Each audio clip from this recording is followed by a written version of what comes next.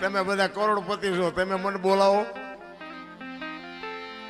કોઈ નથી બોલાવે એવું બાપુ. પણ આ અંતરના ઊંડાણ ની કોક વેચુને કરાય વાત, આને સોરે નો સીતરાય સીતની વાતું શંકરા. અમારે ઘણું કેવું છે, પણ કહેવાનો મારો મિનિંગ ઈ છે કે માં હોય મોટે બોલું માં, એ હાથે નાનપણ સાંભળે, એ મલક બધાની મજા પછી કડવી લાગે કાગડા. એ આ જનેતાને હું એટલા માટે કહું છું, આ દીકરીઓને મારે કહેવાનો અર્થ એટલા માટે છે કે તમે એમ કહો ભગવાન મને હારો દીકરો દે, હારો દીકરો દે. શું અહીંયા ગોદામ છે? હે અહીંયા દુકાન છે? હારા દીકરા બાપુ માં સંસ્કાર આપે તો જ હારા દીકરા થઈ શકે. બાકી એમના તમે હારો દે એમ કરી મેળ ન પડે. પણ હું તો બહેનોને ખાસ વિનંતી કરું, હાથ જોડીને કહું, હું કોઈ સલાહ દેવા તમને આવ્યો નથી, અને મારી સલાહ તો શું મારી લાયકાત હતી હું તમને સલાહ આપું. પણ મારો કહેવાનો, મારી વાતની અમુક બાપુ નોંધ કરજો અને એનો અનુભવ કરજો. હું કોઈ પાવરની વાત નથી કરતો, પણ તમારે સારા સંતાન જોઈએ ને તો મારી એક જ ભલામણ છે કે ઉદરમાં સંતાનનો વિકાસ થતો હોય અને જન્મ થયા પહેલા રામાયણ ને ગીતાના 5-5 પાના વાંચજો. જો આપને સંતાન થાય એવું આ ટેકો દેવું દીકરો ન થાય તો બાપુ મારું નામ તમે જોડો ઘા કરજો. હારા દીકરા તો થાય. મારા વહુ હારો ભેગા પાણી પૂરી ખાતા હોય તો અહીંયા કઈ હારા વાઈટ ન હોય દીકરાની. એ તો ઠીક છે, પછી કહેવાનું હોય અમુક એ ભગવાન એકાદો દીકરો દે, અમે દીકરા વગીરના છીએ. તો અમુક એમ કે હે ભગવાન આના કરતા ન દીધો હોત તો સારું હતું. આપણે એમ કે હારા આવે આ દીકરા હાઈવે ફાયદો છે કે નો હાઈવે ફાયદો છે. ભગવાન ભાઈ બાપુ માગજો એકાદો દીકરો, પણ એને કહેજે કે ગોપીચંદ ને ભરથરી જેવો કા દીકરો આપે, ગંગા સતી પાનબાઈ જેવી દીકરી આપે, હાથ પેઢીઓના નામ ઉજળા કરી દે. એટલા જ માટે કહું છું બાપુ, દીકરીઓનું સમર્પણ છે બાપુ, એનો ત્યાગ છે. માનું બાપુ છે ને પદ ટોચે છે.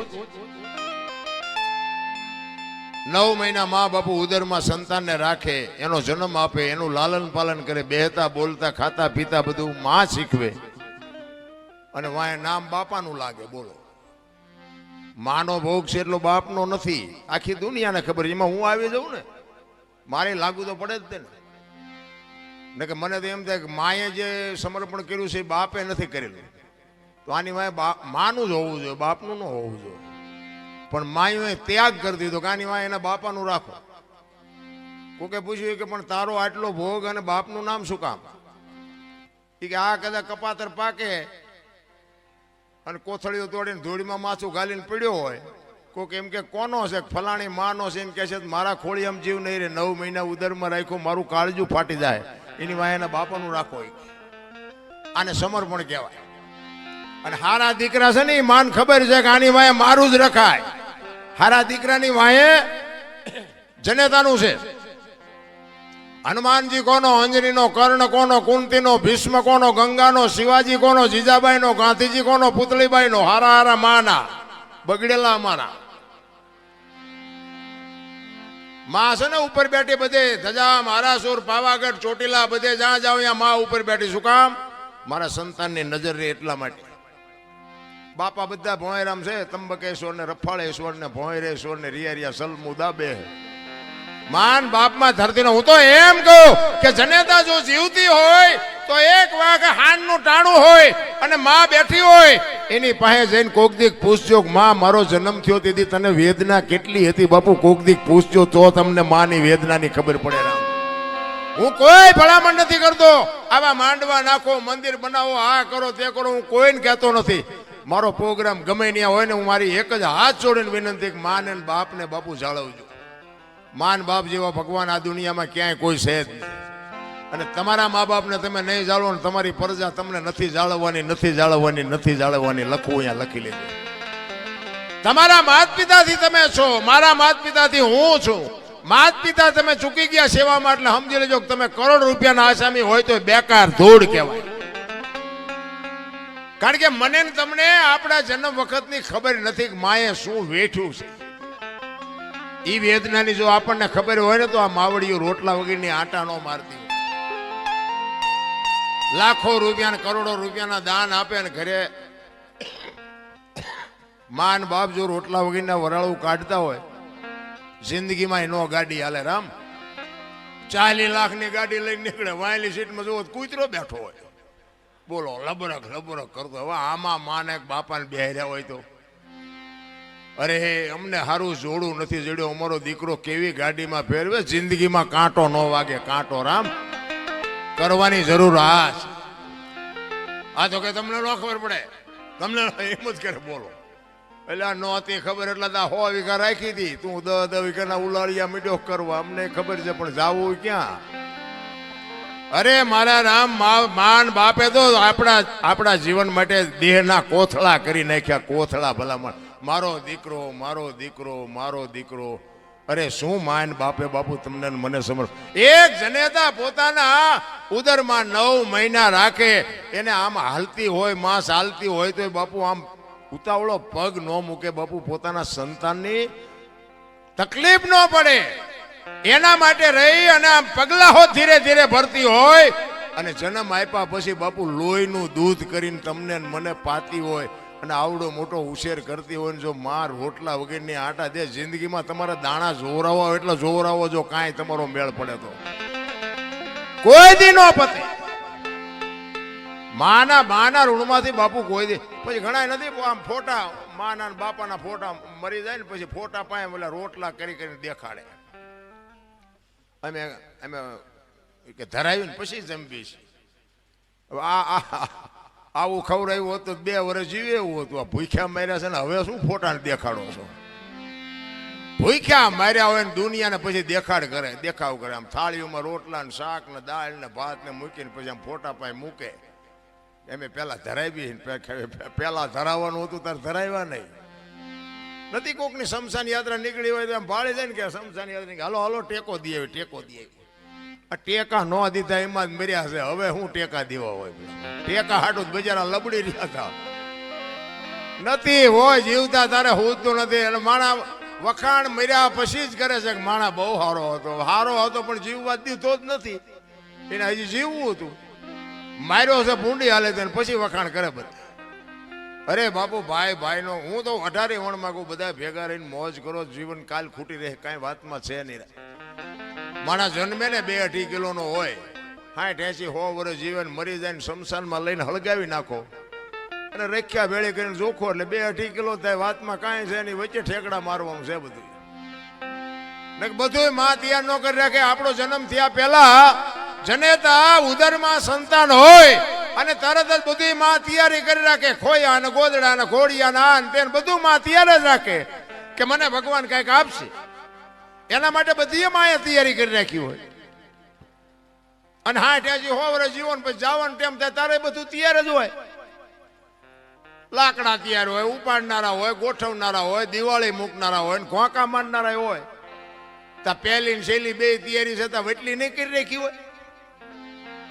પણ આ માઇલ પાવલું હું થોડુંક કરે ને, હું થોડુંક ભણી ગયા હોય એમાં વળી ભગવાને થોડુંક ધોરું સાંભળું આપ્યું હોય, થોડાક છૂટા આપ્યા હોય, થોડીક સંપત્તિ આપી હોય તો તમે જોવો તો નકરા ઠેકડા. આપણે કોઈની જરૂર નથી, આપણે કોઈને જરૂર નથી. તું મરીશ તાર 4 જણા નહીં જોવે, હાલીને જઈશ.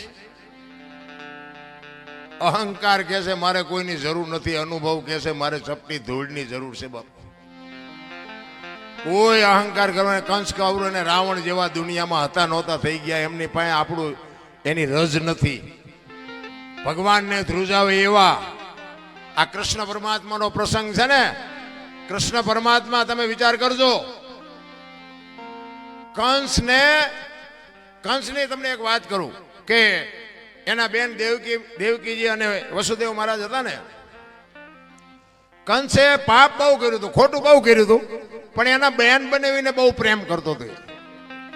દેવકી માને અને વસુદેવ મહારાજને પ્રેમ બહુ કરતો કંસ. એટલે એકવાર આમ રથમાં બેહાડી અને બેનને બનાવીને રથમાં બેહાડી અને આમ બગીચામાં ફરતા હતા. એમાં આકાશવાણી થઈ. એના કર્મનો બાપુ ઘડો ભરાવા આવ્યો ને એટલે આકાશવાણી થઈ કે કંસ તું આટલો બધો તારી બેન બનાવીને પ્રેમ કરસ ને, પણ તારી બેનનું 8મું સંતાન જ તારું મોતનું કારણ બનશે. હવે મને કાલ મારી નાખવાના છે એમ કે એટલે તો પછી બાપુ ફડકા વધી જાય. પછી ઓલો પ્રેમ બધું વયું ગયું, બેન ના બનાવીનો પ્રેમ વયું ગયો. એ કે મને મારી નાખે તો આ બેન ને બનાવીને શું કરવા, આવો પ્રેમ રાખીને શું કામ? દુનિયા સ્વાર્થી તો છે 100%.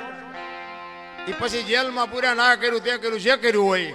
હવે એને વિચાર એવો થયો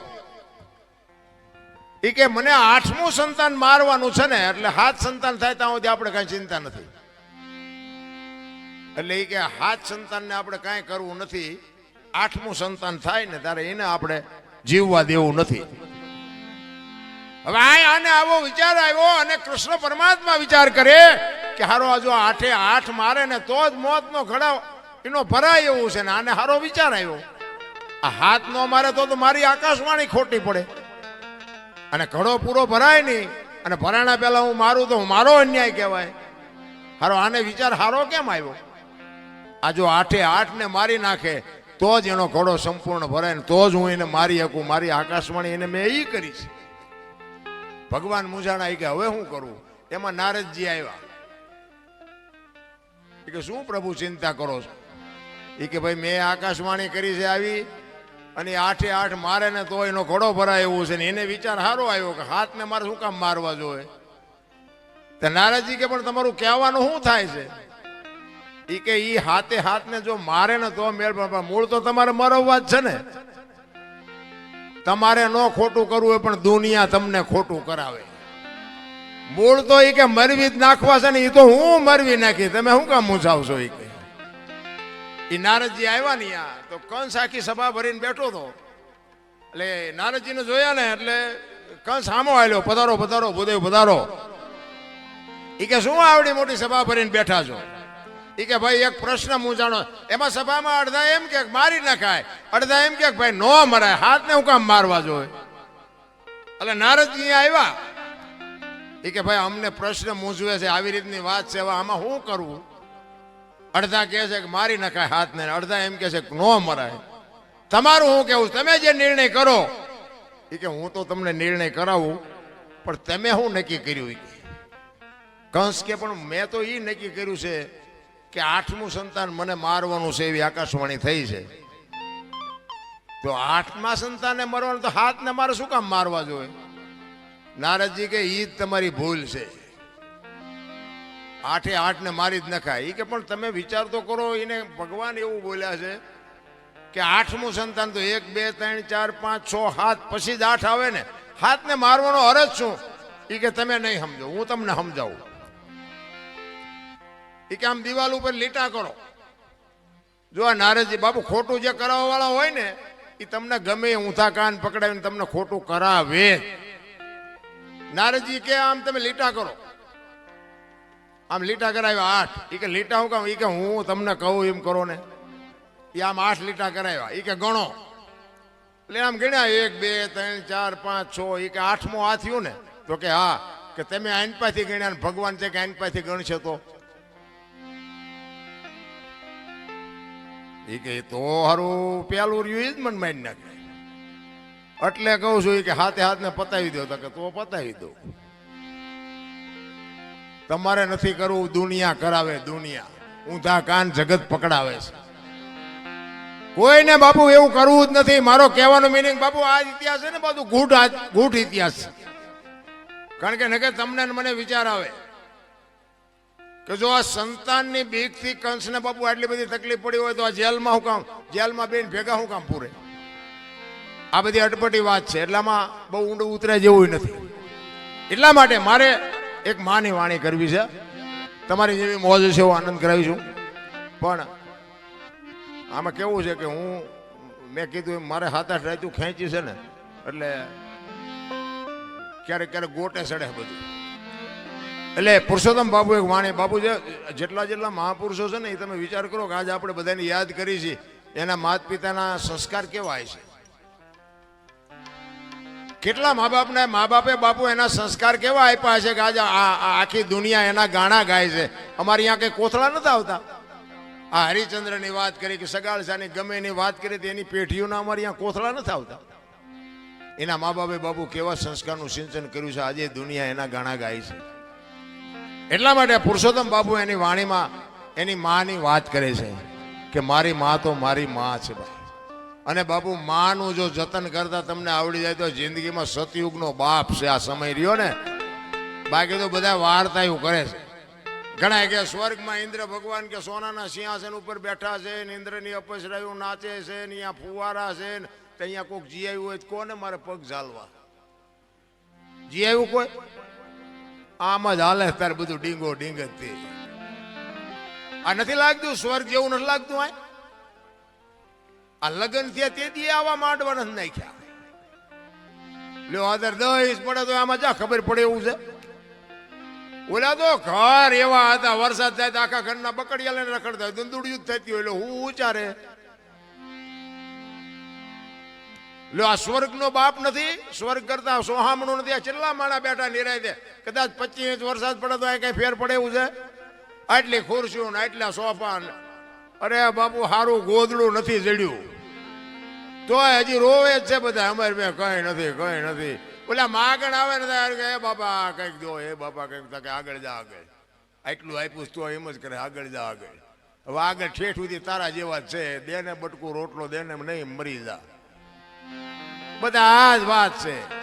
તેથી કાંઈ નહોતું ને બાપુ. આપણા માવતર બાપુ અડધો રોટલો હોય ને તો એમાંથી અડધો આપતા હતા. હવે અત્યારે મૂક્યાનો માર્ગ નથી ત્યાં ડેલી આડી કરે. દવાખાને દેવા જવું પડશે. ઓલો તો હિસાબ કરી જ નાખશે. એમાં કઈ હાલવાનું નથી રામ. એ બધું રેડી કમ્પ્લીટ જ રાખે છે. મેં તો કઈ જે કંઈક મોકે વાપરો કંઈક સમયે વાપરો. જ્યાં ત્યાં નહીં પણ વ્યવસ્થિત જગ્યાએ કંઈક વાપરો તો દવાખાના ઓછા આવશે. પૈસા જ્યાં વધુ છે ને જ્યાં પૈસા વધારે આવે ને પૈસા હારે જ રોગ આવે. લખવું જ લખલી. જ્યાં તમારા પૈસા ન હોય ને ત્યાં સુધી તમે ગમે એવા લઠ્ઠા લ્યો ને તો કઈ થાય જ. કરોડપતિ છે ને એવડે 8 દી ને 8 દી બીપી મપાવે લ્યો. અને દવાખાને જાય ને તો એ ડોક્ટર એક જ વાત કરે દાળ ભાત સિવાય કાંઈ ખાતું જ મર્યો. હવે શું પૈસા શું કરવા. અને આ ઝૂંપડામાં રહ્યો તમે જુઓ માગીને ખાય આખી દુનિયામાંથી માગીને રોટલા લાવે ગટરોમાંથી પાણી પીવે. કોઈ દી થાય શકે. ઘણા પાછા શું કે અત્યારે આ બધો ખોરાક એવા થઈ ગયા ને આમ એવું થઈ ગયું. એ ઝૂંપડામાં રહીને શું દુકાનો નોખી છે. આપણે લેવી અહીંયાથી જ લે છે. એવડે દવા વાળું નથી ખાતા. પણ આ તમને પૈસાનો પાવર આવ્યો ને એટલે આ બધું વિજ્ઞાન ઘરમાં ભરાયું. આ બધું વિજ્ઞાન છે ને એ બધા રોગના ઘર છે. હું એવું નથી કહેતો કે તમે બધું વેકી નાખ્યું. પણ વિજ્ઞાન આવ્યું ને એની હારે જ રોગ આવ્યો છે. આ ઝૂંપડામાં તમે જો ફ્રીજ નથી, લાઇટ નથી, પંખા નથી, એસી નથી, કાંઈ નથી.